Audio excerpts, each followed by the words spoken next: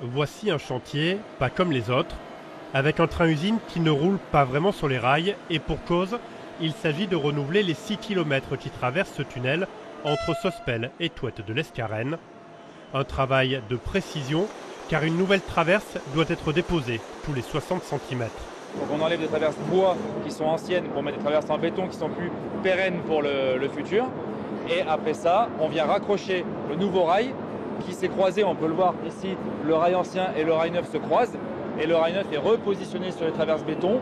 On rattache avec les nouvelles attaches sur les nouvelles traverses le rail neuf et l'opération est terminée. Ça paraît simple dit comme ça, mais ces travaux se font dans un environnement bruyant, poussiéreux et confiné. Sur la totalité de la ligne du train des merveilles, ce sont pas moins de 28 chantiers qui se succèdent depuis bientôt un an pour renouveler et conforter 14 km de voies ferrées entre Nice et la vallée de la Roya.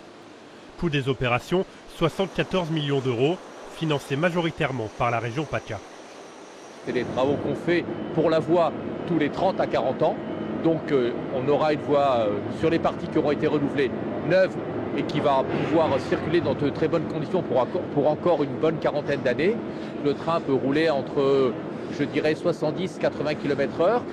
Ça dépend effectivement de la sinuosité de la ligne. Il y a des vitesses différentes tout au long du parcours. Pour l'heure, SNCF Réseau indique que 75% des travaux sont terminés. Le train des merveilles devrait reprendre du service comme prévu à la mi-décembre.